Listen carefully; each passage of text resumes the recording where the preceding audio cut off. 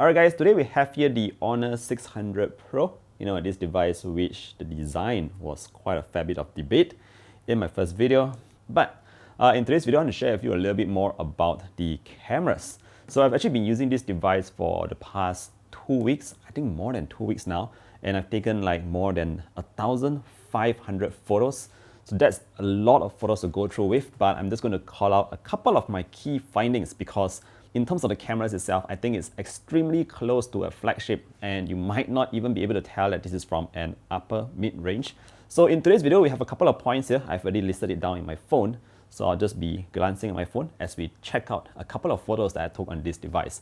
Also, I would like to invite you to actually comment on the photos. Sometimes we might have our own opinions and thoughts about certain photos, but why not you guys also be the judge and comment what you think about these photos. All the photos that you see in today's video is going to be the original unedited format, so it's going to be what it is. Now, starting off with the first point here, the main camera at the back, we do have a 200 megapixel unit. In terms of the sensor size, it's 1/1.4 inch. You might remember the 400 Pro having the similar size, but this time, the photos being processed looks very much different from what I've seen on any other Honor device. And I'm even talking about the flagship ones from Honor. So the first thing that I noticed here is that the photos no longer look too processed. They look more natural right now. The colors themselves also look more true to life. And this is especially so whenever you take pictures of people in it. Naturally, if you buy a phone, you're going to be taking photos of people, maybe yourself, your friends or family. And this time, check out these photos. The skin tones look very true to life. So I was actually quite surprised because on previous Honor phones, things happen to look a bit more contrasty, the shadows are a bit more dimmer, and this time is just so different. Now, other than that, you might also notice that with this sensor itself, you can actually take some really nice natural bokeh background at the back, kind of shots, which looks really, really pleasing. And I was traveling through multiple places in Shanghai, I think, and you could see that these photos all look, again, very true to life. I just can't imagine that. Anyway, all these photos were already shot in its vivid mode, and if you just feel like you want to dial down the amount of saturations in your photo, you can always choose the natural mode. I personally think that the vivid mode is actually closer to what you see with your own eyes. Natural seems a bit faded, so if you want to go with vivid, I think that will be a good choice too.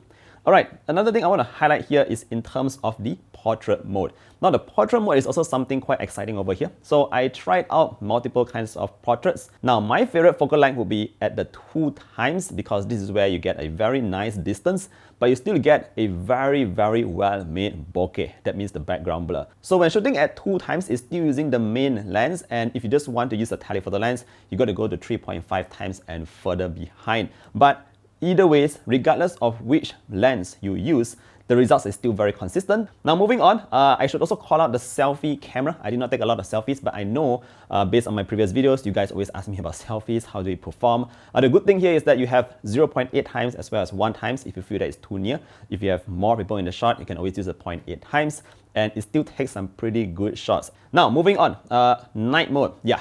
When we come to night photos, I did not actually jump into night mode. I just used the standard photo. When you go into the camera, launch everything in auto, you don't even have to choose any mode. And these are all the shots that I actually took. So I was in this place in Shanghai where it was really great for night sceneries and all that.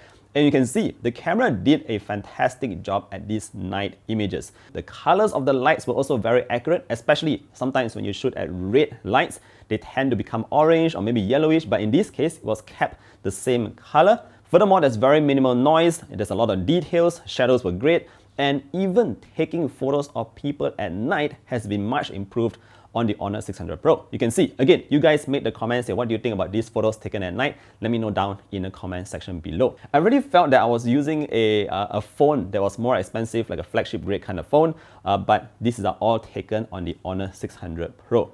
Now, when we talk a bit about the telephoto lens here, because I think some of you might want to know more about it, basically it's a, like I said, 3.5x now. It can go all the way up to 120x digital zoom. If you zoom past a certain level, it also has this kind of AI enhanced stuff kicking in. Personally, I'm not a fan of like zooming in at 120x, 100x and all that.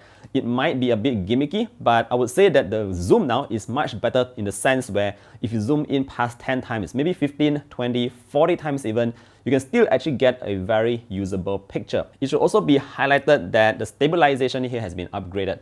Well, basically the main lens is CPA 6.0 and the telephoto lens is CPA 6.5. These are some kind of gradings. I noticed that it was actually very stable. Even when you zoom into 120 times, just using one hand, you can actually get a very stable shot without having the image jumping around and all that. So that's cool. When it comes to taking videos, I also took quite a few videos. I wasn't walking around or running around very much. Let me know what you think about this. So these were taken in pretty dark environments at night. The first one you're going to see right now is of a Chinese restaurant, a couple of people jumping around, performing. I think the camera did pretty well. Even when you zoom in to the person who's spinning around over there, you notice that there's not a lot of change in terms of the look whenever we switch from 1x to 3.5 times lens. So I think that's also quite interesting here, something that you might not notice. Other than that, I also took a very quick video at Disneyland. So this is again a performance going on, and you can see that again, everything is very detailed in the video, very, very usable. I'm not sure if you can compare this to like the iPhone 17 Pro Max. I think that really takes some super awesome videos, but maybe we will do that in a future comparison. Alright, so finally, if I just summarize my entire experience over the 2 weeks, what do I think can be improved?